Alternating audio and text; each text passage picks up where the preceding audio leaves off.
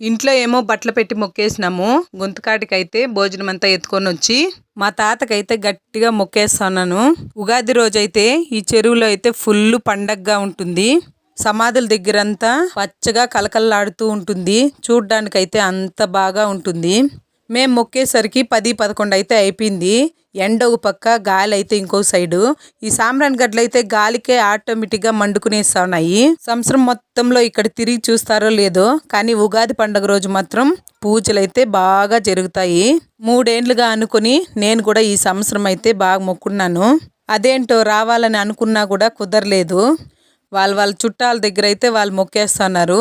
ఈ రోజు మాత్రం ఎక్కడున్న వాళ్ళైనా సరే వాళ్ళ గుంతకాటుకైతే వచ్చి వాళ్ళు మొక్కొని అయితే పోతారు. మాది మొక్కిందంతా అయిపోయింది. కాసేపు ఈ చెట్ల కింద అయితే కూర్చొని అయితే బయలుదేరేసినాము.